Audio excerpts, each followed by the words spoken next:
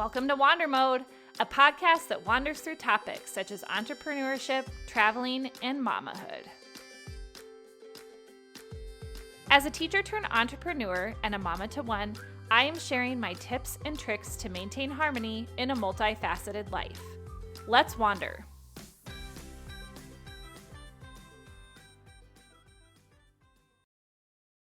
New Year's resolutions, self-improvement plans, goals. Some of us get energized by our chance to start fresh in a new year. But perhaps you're sitting on the other side of that fence thinking, well, this stinks. We're only 10 days into the new year, and even though I set goals, I've already fallen off the bandwagon. I get that too. There are so many podcasts and videos out there about goal setting, including the one that you're listening to right now.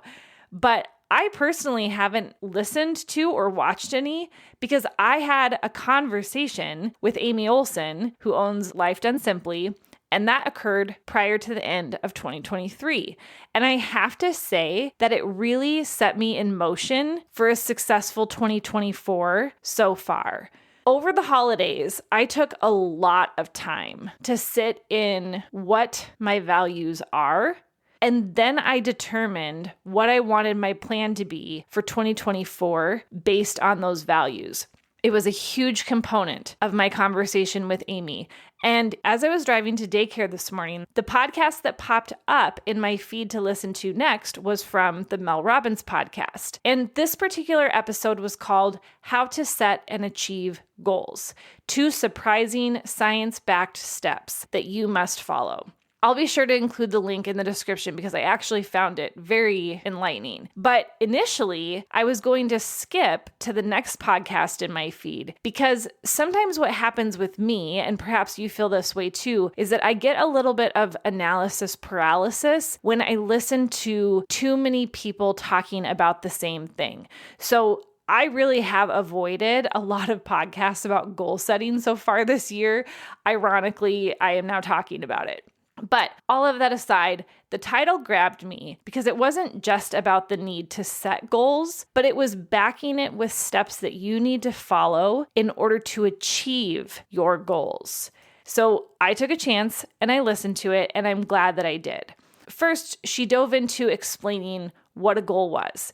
And I think for a lot of us, it's pretty self-explanatory, but I did like the definition that she used, and it's something that you are setting out to do that wouldn't happen without you putting in the effort. In other words, something that is hard enough for you to do that you need to actually think about doing it and set a plan in motion. Drinking more coffee, if you already drink coffee, is probably not going to be that hard to convince yourself to do. But if you're regularly staying up late, scrolling social media, and you're not getting enough sleep, it might be a struggle for you to stay consistent with winding down sooner. Therefore, that is a goal or a habit that you need to work on. Next in the podcast, she went into 2 scientifically backed ways to achieve your goals. And the first suggested that we need to focus more on the will behind the goal. So the why, the reason. And it is important to do this because when we start to think about the why, we're also thinking about, why do I want to make this change right now? And that helps us see the value in what we're doing rather than it just being about what we need to be doing. There is so much more motivation to do something when there is value behind it for us. The second thing we need to focus on is the way behind the goal. So the how. Without a plan and determining the skills that we need to have in place, achieving our goal will be a challenge because you aren't taking the time to figure out how you're going to achieve that goal. The task list to achieve that goal might be too big to conquer every day, so then you just put your goal off until tomorrow. This thought process resonated with me for my goals this year for a few reasons. First, it's exactly what I talked about with Aimee. So the will, or focusing on the why behind my first goal, completely tracks with what Aimee said about if everything comes back to our values, it is going to be more important. And what do we make time for? We make time for the things that we truly perceive as important. We feel more aligned when we make decisions based on what we believe is important. And I'm going to share a little bit about how I'm seeing this play out with the 2 goals that I've set for myself this year. So let's focus first on the will, or the why, or the aligning our goals to our values. My first goal is to get back to feeling strong. Prior to Aimee, if you would have asked me what my goal was for this year, it would have been to work out more. Now, I may or may not have set that plan in motion by purchasing a workout program or hiring a coach, or to figure out how I was going to change my nutrition. And the likelihood is, if I had just said, my goal is to work out more this year, I would have fallen off the bandwagon by the end of January, if not even already been off the bandwagon. Now, we are still only 10 days into the month, so time will tell. But this year, I decided that I wasn't just going to set my plan as, I am going to work out more. Instead, I set my plan as, I am going to get back to feeling strong, but I also connected it to my values. And what is my why for wanting to feel strong? Well, I want to feel strong because I value experiencing life to its fullest with my little one. And right now, I know that I am struggling in certain ways to keep up with her. Hikes that we've done together recently have been harder for me to carry her when needed. When the Midwest finally gets some snow, and I know we're going to be going out skiing together this year, I know without a doubt it is going to be hard for me to help her because I simply lack the upper body strength to manage myself and her at the same time. So just like Mel indicated, when you connect your goal to a why, and that why truly aligns with your values, what happens? Motivation happens. I value, to my absolute core, experiencing adventures with my daughter. That is freaking motivating. I am not motivated by wanting to look a certain way in a bathing suit. I am not motivated by wanting to fit back into jeans I wore 3 years ago, at least not long term. But you dangle my kid in front of me as a carrot, and I am a mama bear. Put me in, coach. So that is making a huge difference for me to focus instead on my why versus the what each day in order to get back to working out for the first time in 3 years. I think I almost needed to experience the struggle of keeping up with her to realize that I needed to change. But now, instead of thinking I need to work out today, it is I need to go get stronger in order to keep up with the munchkin. The second step is thinking about the way, or the how, of the goal, according to Mel. If my goal is to get stronger, what do I need to have in place to make this happen? Well, I need certain skills. And what skills do I need? Unfortunately for me, I am not naturally skilled in healthy eating or how to build strength.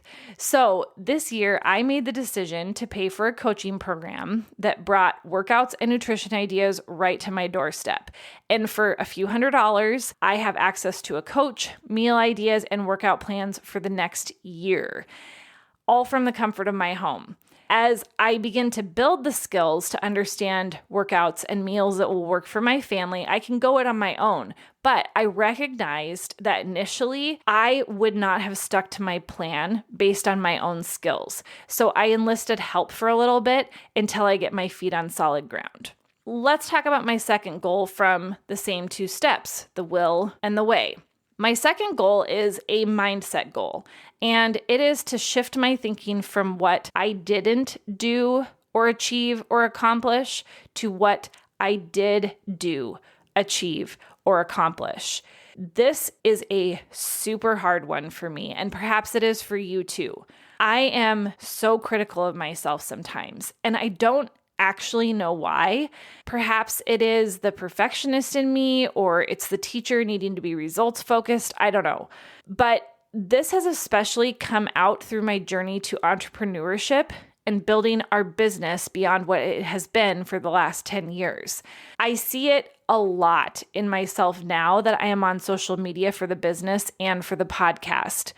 Getting caught up in the follower growth or the insights that show me how many accounts my videos are reaching. Prior to this journey, I wasn't on social media more than posting like once a month on Facebook. Why? Because I don't like comparison games. And when I remove myself from the game, I don't struggle with it as much.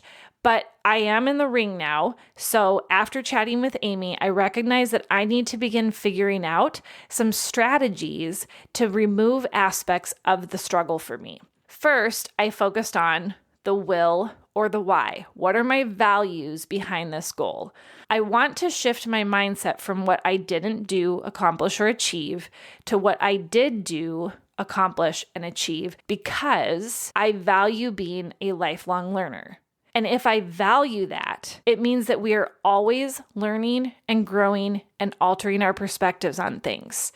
Being hard on myself for something that I didn't do is counterproductive because all I'm doing is just sitting in disappointment rather than focusing on what I can do differently or additionally or change next time. I'm going to share some examples of the mindset shift that I'm trying to have, and these examples are really hard for me to share out loud, but if it isn't hard, it isn't a goal, right?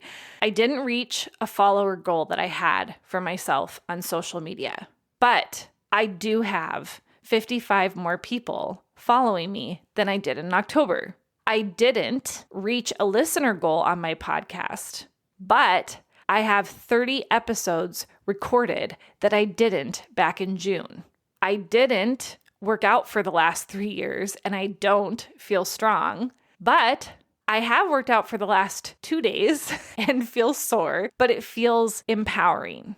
I didn't see my daughter yesterday as much as I had wanted to, but I did prioritize ending something that I was working on early so that I could do songs and cuddles with her before she drifted off to sleep. I didn't have patience with her this morning when she wanted to change her outfit 3 times, but I did have a really fun talk with her in the car on the way to daycare.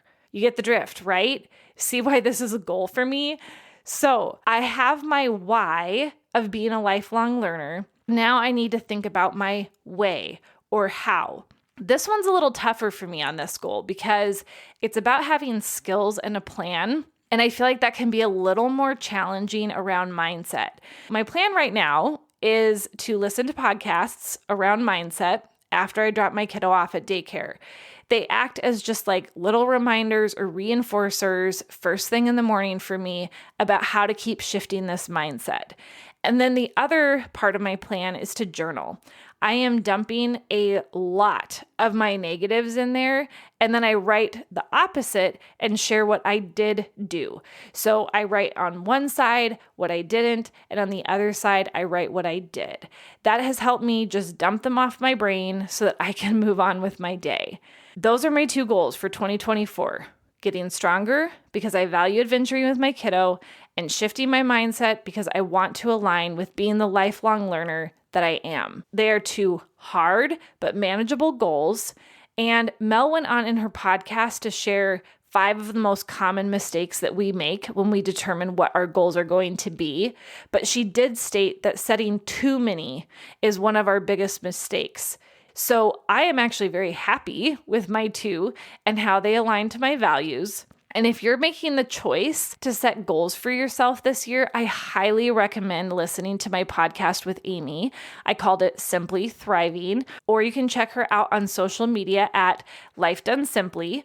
And then the second thing I recommend is to listen to Mel Robbins' podcast on the scientific steps behind achieving your goals. It is well worth the hour of time. So cheers, friends, to a strong and positive mindset in 2024. If you wandered to this point in the episode, thank you for listening to the Wander Mode podcast. Please leave a review and subscribe. You can follow me on Instagram and Facebook at WanderModeCo. Reach me by email at julie@wandermode.co. Until next time, wander on.